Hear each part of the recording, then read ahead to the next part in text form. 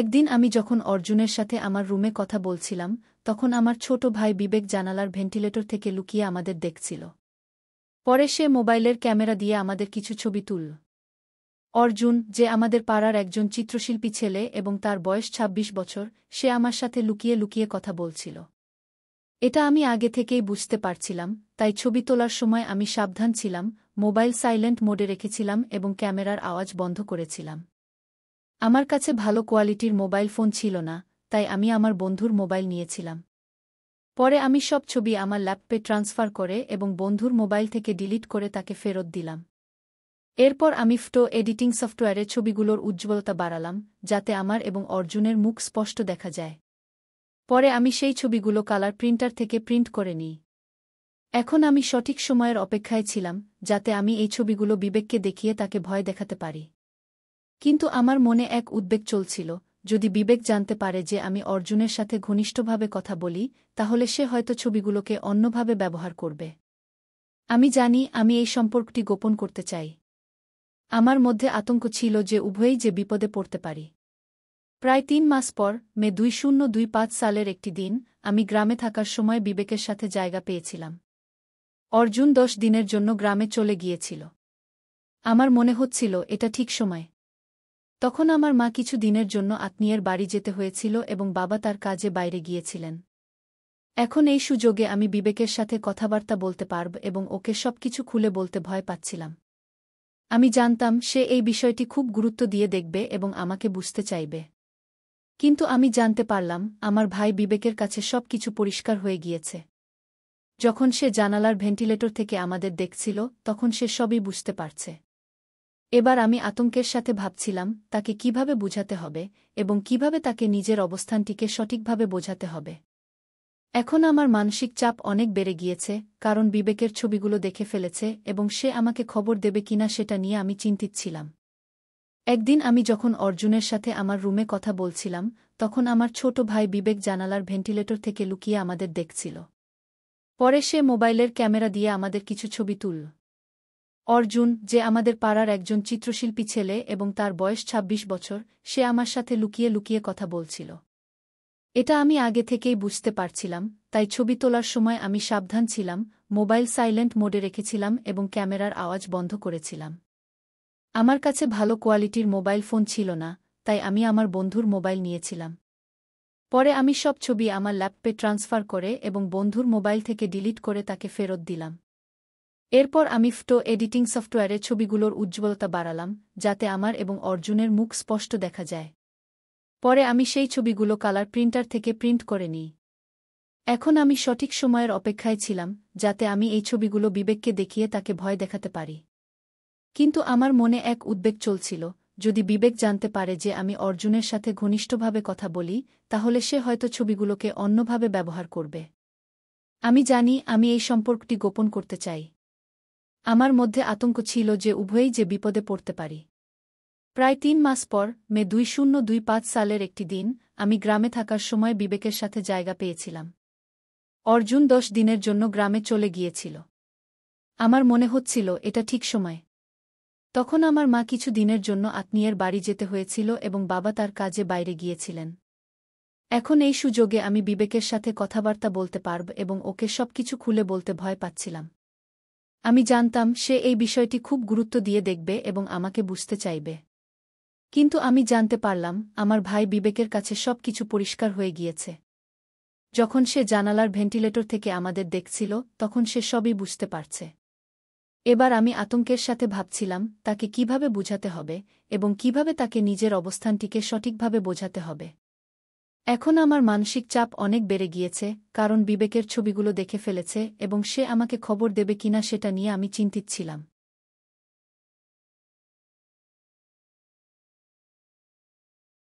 বিচ্ছিন্ন হয়ে বের হয়ে আসার পর আমার মন মন্দিরের শঙ্খ আর ঘণ্টা বাজানোর মতো কাঁপছিল। আমি জানতাম আমি কি করতে চাইছিলাম, কিন্তু সেই ভয়টি আমার মনে ছিল। আমি অনুভব করছিলাম এটি একটি গুরুত্বপূর্ণ মুহূর্ত, তার পরিণতি নিয়ে আমি ভেবেই বেড়াচ্ছিলাম। প্রায় ৩ ঘণ্টা পর আমি বিবেকের কাছে ফিরে এলাম। আমার দরজার সামনে দাঁড়িয়েছিলাম এবং ধীরে সুস্থে তাকে ডাকলাম, বিবেক। আমি ভাবলাম আমি ঠিক সময়ের মধ্যে ফিরে এসেছি কিনা। যদি সে এখনও প্রস্তুত না হয় তাহলে আমি ভাবব আমি তাকে চাপ দিচ্ছি। কিন্তু দরজা থেকে কৌতূহলীভাবে ভেতরে ঢুকে আমি যে দৃশ্যটি দেখলাম তা আমাকে স্তম্ভিত করে দিল। বিবেক আমার কাছে প্রতিষ্ঠিত হয়ে উঠতে চেয়েছিল, কিন্তু আমি দেখলাম সে আর সাজায় থাকতে পারছে না। সে শান্তিতে বসেছিল, কিন্তু একসাথে ভয় এবং উত্তেজনা অনুভব করছিল। আমি অস্বস্তিতে বললাম, তুমি কি এখন কথা বলার জন্য প্রস্তুত? সে একটি শ্বাস নিয়ে সোজা হয়ে বসে রইল এবং বলল, রিয়া, আমি যখন বলেছিলাম যে তুমি বিশ্রাম নাও, তখন আমি মনে করেছিলাম তুমি বুঝতে পারবে গু। আমি কিছুটা হতাশ হয়ে বললাম, তবে তুমি তো আগেই বলেছিলে যে আমি তোমার বিচারের সাথে মোকাবিলা করব বলেই তুমি আমার কাছে আসবে। সে মাথা হালকা করে নিচু করল এবং মৌনতা বজায় রাখল। আমি অনুভব করছিলাম সে কিছু বলতেও পারছে না, তাই আমি চালিয়ে গেলাম, বিবেক, আমি বুঝতে পারছি যে তুমি আমার দিকে অভিযোগ রাখছ, কিন্তু এটি সঠিক নয়। আমি মনে করি তোমার মনে অনেক প্রশ্ন রয়েছে গি। এবং তিনি মাথা তুলে তাকালেন এবং বললেন, হ্যাঁ, কিছু প্রশ্ন আমার মনে রয়েছে। কিন্তু তাদের উত্তর অপরাধী মনে হচ্ছে, তুমি কি জানো? আমি বললাম, আমি এসব কোনোভাবেই বিশ্বাস করতে পারি না। তোমার প্রতি আমার অনুভূতি সবসময় কাছের ছিল, কিন্তু এসব কিভাবে ঘটল আমি জানি না গি। তারপর সে কিছুক্ষণ চুপ করে রইল এবং বলল, আমি একটি বিষয় জানি, যা মনে রেখে তুমি সঠিক পথ বাছাই করবে গু। আমার মনে হচ্ছিল আমি তাকে বোঝাতে ব্যর্থ হচ্ছি, তাই আমি বললাম, আমরা কি এই বিষয় নিয়ে আরেকটু খোলামেলা কথা বলতে পারি? তোমার কি মনে হয় যে আলোচনা করাটা জরুরি? সে কিছুটা সহমত পোষণ করে বলল, হ্যাঁ, কিন্তু এই কথোপকথনে আমার অস্তিত্ব থাকবে না। তোমার প্রতিবাদ আর সমস্যা নয়, তবে তারপরও আমি সিদ্ধান্ত নিতে চাই। একটি ঠান্ডা শ্বাস নিয়ে আমি বললাম, তোমার সিদ্ধান্তকে সম্মান করি, কিন্তু আমাদের এটা বুঝতে হবে, আমরা একে অপরকে ছাড়া জীবন কাটাতে পারছি না গি। এবং তিনি আমার দিকে একরকম অবাক হয়ে তাকালেন। আমি দেখলাম তার চোখে একটা সম্পূর্ণ ভিন্ন দৃষ্টি। যেন সে কিছু ভাবছিল বা উপলব্ধি করছিল। ঠিক আছে, রিয়া। আমি তোমার সঙ্গে থাকব, সে বলল। কিন্তু সে দ্বিতার সাথে আমার দিকেও ঝুঁকে পড়ল। এই বিষয়টি জানার পর আমি কিছুটা আশ্বস্ত হলাম। আমরা এ সম্পর্কের মানসিক চাপের মধ্য দিয়ে একত্রিত হতে পারব। যদিও সবকিছু স্পষ্ট নয়, তবুও আমি জানি আমাদের একে অপরকে সামনে এনে নতুন পর্ব শুরু করতে হবে। আচ্ছা, আমাকে একটা সুযোগ দিও, বিবেক। দেখি আমরা কি করতে পারি, আমি বললাম। এবং তার কণ্ঠে একটি নতুন সম্ভাবনা ছিল যা আমাকে আশ্বস্ত করে। আমরা উভয়ের মধ্যে একটি ভিন্ন ধরনের বোঝাপড়া তৈরি হতে চলেছে। এই মনস্তাত্ত্বিক সামঞ্জস্যতা নিশ্চিত করার জন্য আমাদের মেনে নিতে হবে। এভাবে আমরা এক নতুন যাত্রায় পা রাখলাম, যেখানে আমাদের একে অপরের অনুভূতিগুলোকে গুরুত্ব দিতে হবে।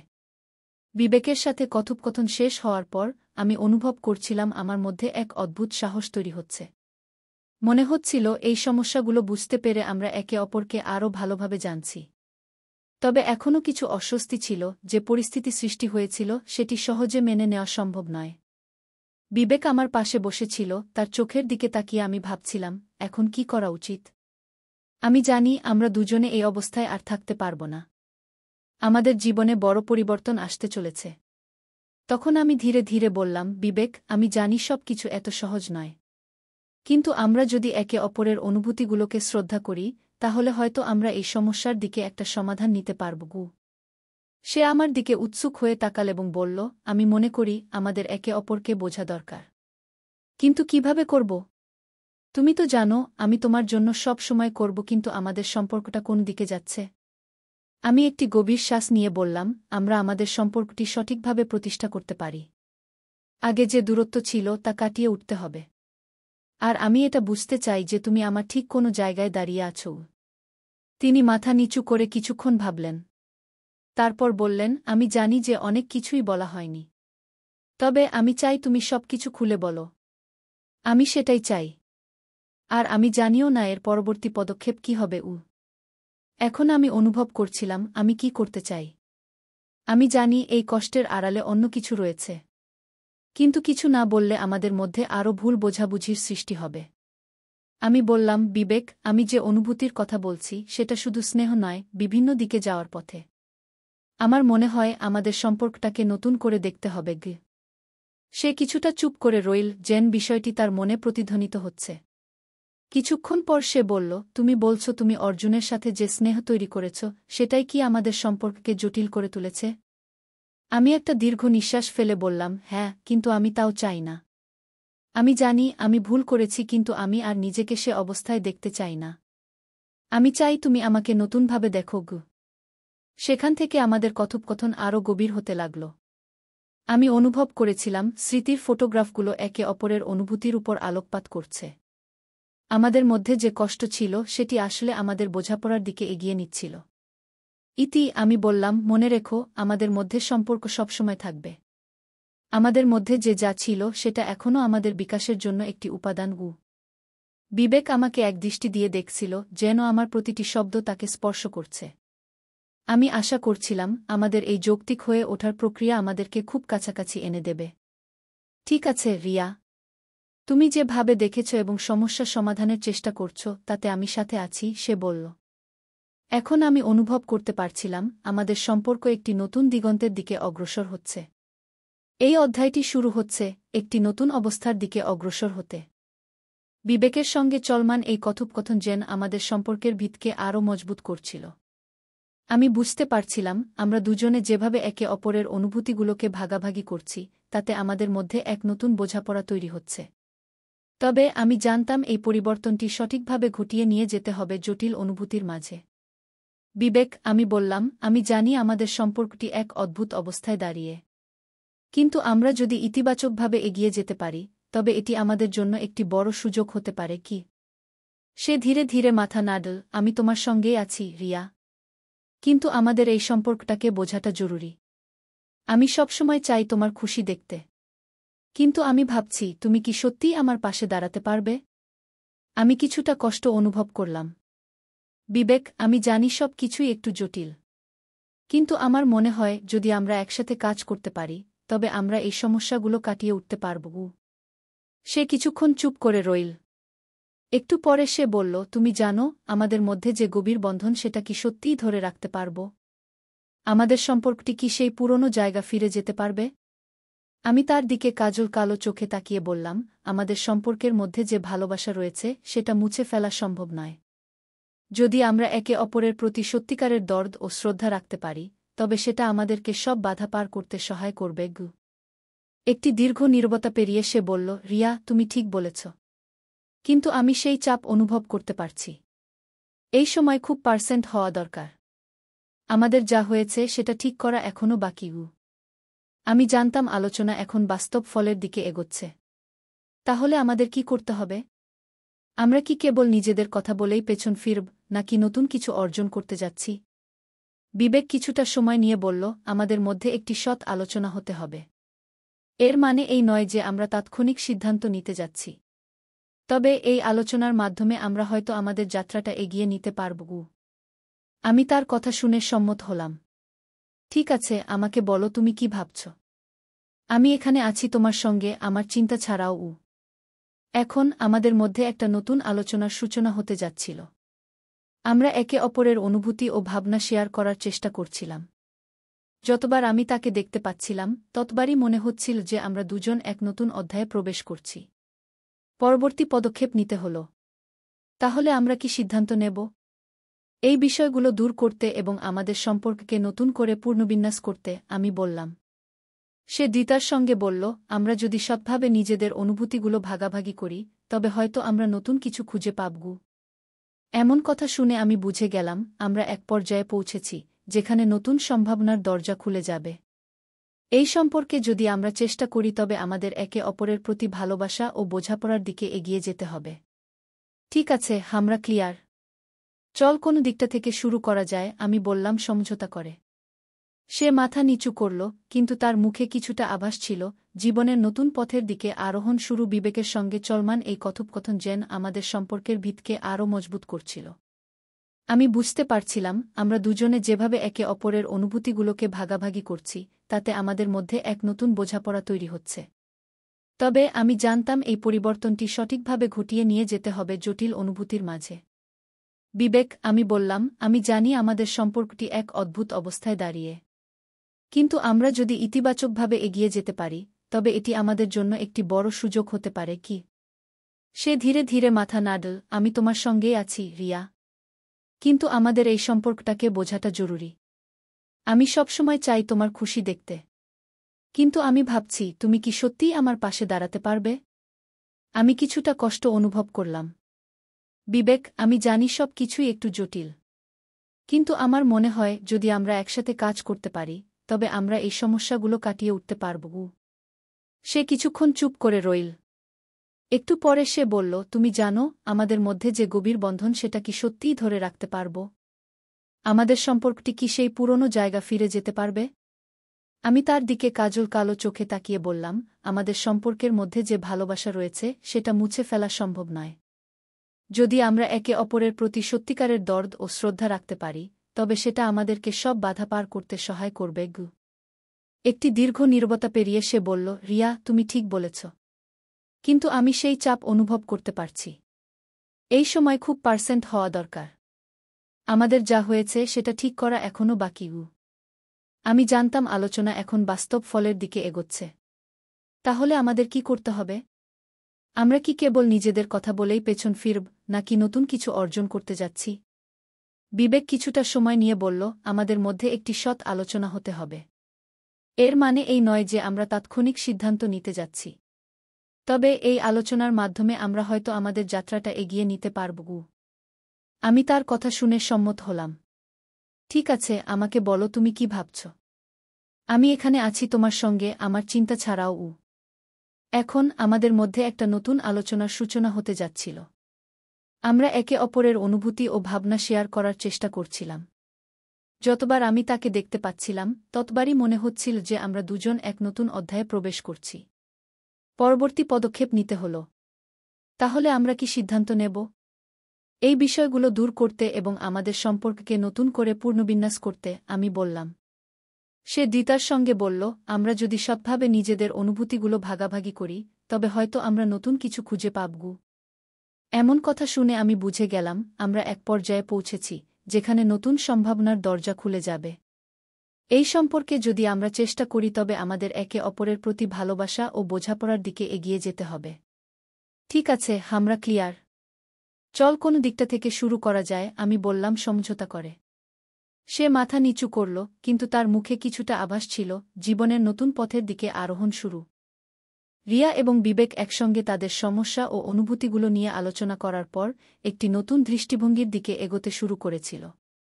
তারা অনুভব করেছিল যে সম্পর্কের মূল মন্ত্র হচ্ছে খোলামেলা আলোচনা এবং একে অপরের প্রতি আস্থা তৈরি করা। সেই সন্ধ্যায় তারা পার্কে বসে দুই সিদ্ধান্ত নিল যে তাদের জীবনকে এক নতুন পথে পরিচালিত করবে। রিয়া, বিবেক শুরু করল, এখন থেকে আমি চাই আমরা একে অপরের প্রতি বেশি সচেতন থাকি। আমাদের অনুভূতিগুলোকে সঠিকভাবে প্রকাশ করতে হবে এবং একে অপরকে শ্রদ্ধা জানাতে হবে। আমি একমত, রিয়া বলল। আমাদের মধ্যে বিশ্বাস ফিরে আসা জরুরি। আমি চাই আমাদের সম্পর্কটি আরও শক্তিশালী হোক। এভাবে তারা তাদের জীবনের একটি নতুন অধ্যায় শুরু করার পরিকল্পনা করল। তারা ঠিক করল সপ্তাহে একবার গভীরভাবে কথা বলবে।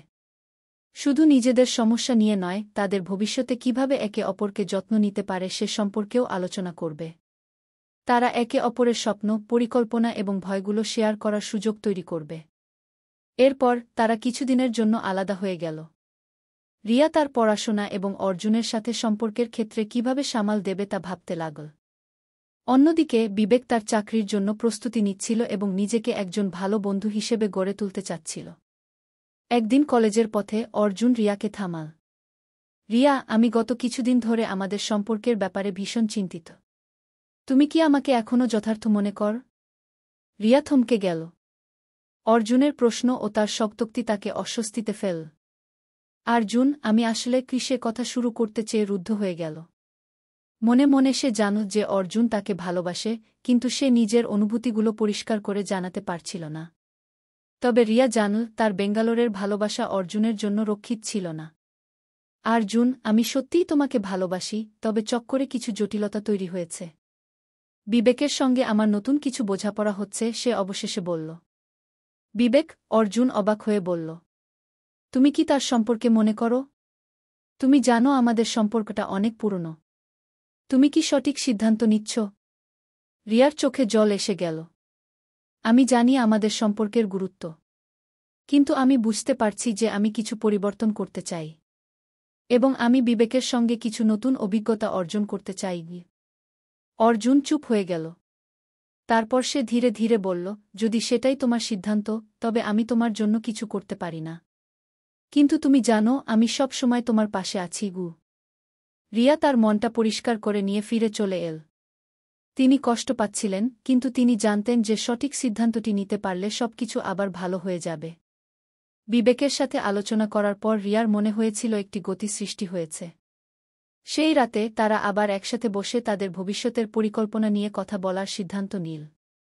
আর্থিকভাবে নিজেরা দাঁড় করানোর জন্য এবং সম্পর্কের যে জটিলতা জড়ো হয়েছিল সেগুলো গুছিয়ে ফেলার দায়িত্ব তারা একসাথে নিতে প্রস্তুত। তাদের লক্ষ্য ছিল নিজেকে উন্নত করা এবং একে অপরের প্রতি যত্নশীল হওয়া। অতএব সপ্তম পর্বে রিয়া এবং বিবেকের মধ্যে আলোচনা এবং তাদের ভবিষ্যতের নতুন পরিকল্পনা নিয়ে গল্পটি এগিয়ে চলে।